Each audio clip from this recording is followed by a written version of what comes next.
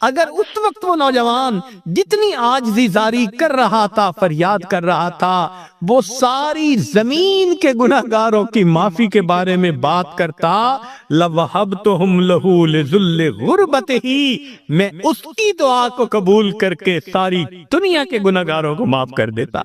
اللہ آپ کتنے مہربان ہیں، ایک بندے کی فریاد آپ کو اتنی اچھی لگتی ہے، آپ فرماتے ہیں ساری جہان کے خطا کاروں کو میں معاف کر دیتا۔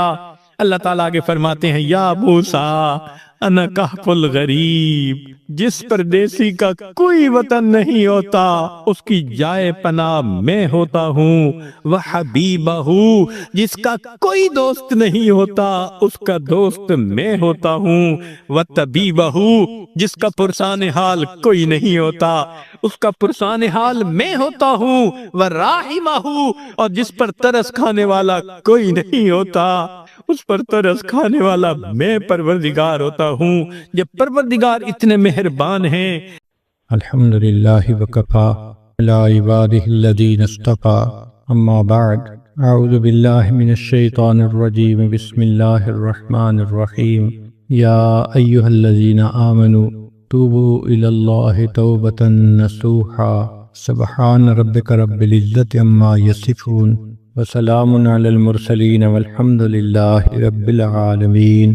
اللہم صلی علی سیدنا محمد وعلی آل سیدنا محمد وبارک وسلم۔ یا ایہا الذین آمنوا، اے ایمان والو، ہے وہ لوگو جو اللہ تعالیٰ اور اس کے رسول صلی اللہ علیہ وسلم کے حکموں کو ماننے کا اقرار کر چکے ہو، توبوا الی اللہ توبۃ نصوحا، تم اللہ تعالیٰ کے سامنے سچی توبہ کرو۔ انسان جو کام بھی شریعت کے خلاف کرتا ہے اس کو گناہ کہتے ہیں، اس سے توبہ کرنا فوراً اس پر لازم ہو جاتا۔ اگر توبہ نہ کرے تو اس کے دنیاوی نقصانات بھی ہوتے ہیں، اخروی نقصانات بھی ہوتے ہیں۔ چنانچہ حافظ ابن قیم رحمۃ اللہ علیہ نے الداء والدواء میں گناہوں کے دنیاوی نقصانات کی تفصیل دی۔ مثال کے طور پر نیکی کرنے کو دل نہیں چاہتا، مسجد میں آنا مشکل، نماز بوجھ ہوتی ہے، تلاوت کو دل نہیں چاہتا۔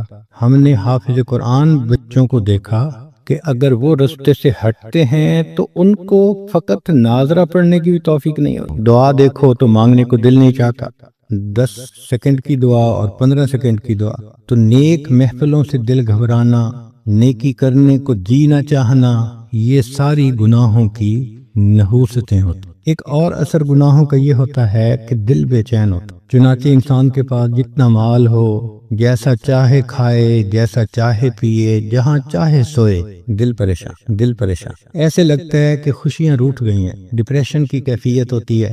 ایئر کنڈیشن کمرے میں کمبل کے اندر نرم گدوں پہ لیٹا ہوتا ہے، نیند نہیں آتی، کروٹیں بدل۔ یہ دل کی بے چینی گناہوں کی نحوست کی وجہ سے ہوتی ہے۔ پھر زندگی میں برکت نہیں رہتی، وقت میں برکت نہیں، کام نہیں سمٹتے، صحت میں برکت نہیں، جوانی ہے اور کرونک ڈیزیزز کا شکار۔ اب اگر 22 سال کا نوجوان آ کر کہے کہ مجھے لو بیک کی پین ہے تو حیرت نہیں ہوگی تو کیا ہوگا؟ 18 سال کا بچہ کہتا ہے جی میں بیٹھا اٹھتا ہوں مجھے آنکھوں میں اندھیرا آ جاتا۔ تو صحت میں برکت نہیں، وقت میں برکت نہیں، رزق میں برکت نہیں۔ جتنے گھر کے بندے اتنے کماتے ہیں، خرچے پھر پورے نہیں ہوتے، برکت نہیں ہے۔ قوت یاداشت میں برکت نہیں، کوئی بات یاد کرو تھوڑی دیر بعد بھول جاتی ہے، تو برکت زندگی سے نکل جاتی، دعائیں قبول نہیں ہوتی۔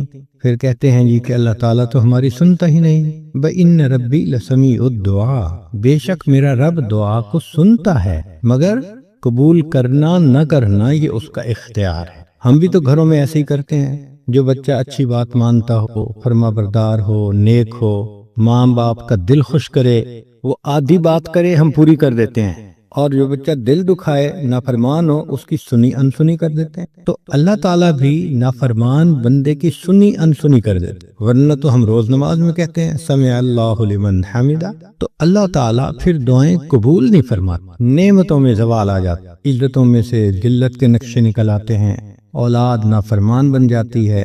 کہتے ہیں جی کہ ایک وقت تھا لوگوں سے لاکھوں لینے تھے، آج لوگوں کے لاکھوں دینے ہیں۔ حضرت ایک وقت تھا مٹی کو ہاتھ لگاتے تھے سونا بن جاتی تھی، آج تو سونے کو ہاتھ لگاتے ہیں مٹی بن جاتی، نعمتیں چلی جاتی۔ جو پروردگار نعمتیں دینا جانتا ہے وہ پروردگار نعمتیں لینا بھی جائے، پھر نعمتیں اللہ تعالیٰ لے لیتے ہیں، کام ادھورے رہ جاتے ہیں، وہ جی بس ڈیل ہوتے ہوتے رہ جاتی، بس حضرت بچی کا رشتہ دیکھنے لوگ آتے ہیں، خوش ہو کے بھی جاتے ہیں، دوبارہ کوئی نہیں آتا، کاموں کا ادھورا رہ جانا، یہ گناہوں کی نحوستیں ہوتی۔ ان سب کا ایک ہی علاج ہے کہ ہم گناہوں سے سچی پکی توبہ کر لیں۔ گناہوں سے توبہ کرنے کے فضائل تو آپ نے یقیناً کئی مرتبہ علماء سے سنے ہوں، لیکن آج کی اس مجلس میں اس سے ایک قدم آگے بڑھ کر بات کرنی ہے کہ کوئی بندہ توبہ کرنا چاہتا ہے تو اس کو کیا کرنا چاہیے۔ یہ بھی ایک پروسیس ہے توبہ کا کرنا۔ توبہ کرنے والے کے ذہن میں کئی سوالات ہوتے ہیں، کئی اشکال آتے ہیں، وہ کنفیوزڈ ہوتے ہیں کچھ باتوں میں، تو توبہ کے پروسیس کو کلیریفائی کرنا، ایکسپلین کرنا، یہ آج کا ٹاپک۔ سب سے پہلی بات کہ 4 چیزیں شرائط کہلاتی ہیں: گناہوں کو چھوڑ دینا، گناہوں پہ نادم ہونا، آئندہ گناہ نہ کرنے کا عہد اور ارادہ کرنا، اور حقوق العباد کی معافی تلافی کروانا۔ یہ 4 شرائط ہیں۔ تائب کو چند کام کرنے چاہیے۔ مسجد کے گیٹ کو بلاک کر رہے ہیں کوئی، تو وہ ذرا مسجد کے گیٹ کا خیال کریں۔ Keeping the masjid gates, entrance in peace, park properly it is. We don't want any disturbance in this masjid. Number کیا ہے؟ اوکے۔ تائب کو چاہیے کہ وہ چند کام کرے۔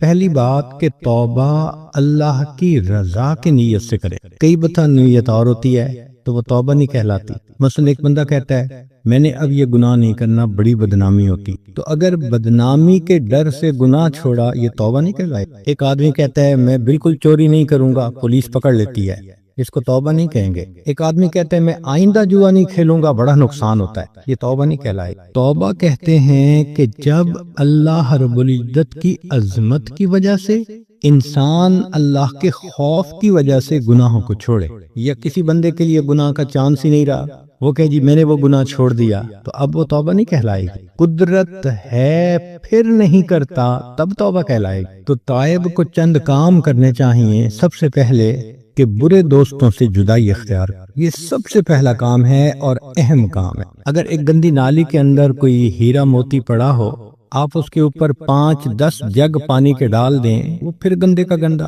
پھر ناپاک ہوگا۔ لیکن اگر اس گندی نالی سے اس کو نکال لیں، اب آدھا جگ پانی بھی ڈالیں گے تو وہ صاف پاک ہو جائے۔ اسی طرح توبہ کرنے والا بندہ جب تک بروں کی دوستی میں ہے، وقتی اثر ہوگا پھر ویسے کا ویسا۔ تو پہلی شرط کہ ان سے الگ ہونا۔ امام غزالی رحمت اللہ علیہ نے لکھا ہے یار بد مارے بد سے بھی زیادہ برا۔ فارسی میں یار بد کہتے ہیں برے دوست کو، اور مارے بد کہتے ہیں زہریلے سانپ کو۔ تو وہ کہتے ہیں کہ برا دوست زہریلے سانپ سے بھی زیادہ برا۔ یہ بات سمجھ میں آتی ہے کہ اگر زہریلے سانپ نے کاٹ لیا انسان کی جان ضائع ہو جاتی ہے، اگر برا دوست ڈس لے انسان کا ایمان ضائع ہو جاتا ہے۔ تو برا دوست برے سانپ سے بھی زیادہ، زہریلے سانپ سے بھی زیادہ۔ آگے انہوں نے ایک بات اور لکھی، وہ فرماتے ہیں کہ یار بد شیطان سے بھی زیادہ برا۔ شروع میں جب یہ بات پڑھی تو اس کو ڈائجسٹ کرنا تھوڑا ڈیفیکلٹ ہو رہا تھا، ذہن میں بار بار خیال آ رہا تھا کہ برا دوست کوئی بھی ہوگا، کلمہ گو ہوگا، تو کلمہ گو انسان شیطان سے کیسے برا ہو گیا؟ بھئی شیطان تو بدبخت مردود ہے، ملعون ہے، اور یہ مومن کلمہ گو تو ہے، تو یہ شیطان سے کیسے برا؟ مگر امام غزالی رحمت اللہ علیہ نے اس کی آگے ڈیٹیل بتائی اور بات کو بالکل صاف کر دیا۔ انہوں نے فرمایا کہ شیطان انسان کے ذہن میں گناہ کا وسوسہ ڈالتا ہے، گناہ کا خیال ڈالتا ہے۔ اس آئیڈیا کو بائی کرنا یا نہ کرنا یہ بندے کا چوائس ہے۔ آپ چاہیں تو وسوسے کو جھٹک دیں، چاہیں تو اس پر عمل کر لیں۔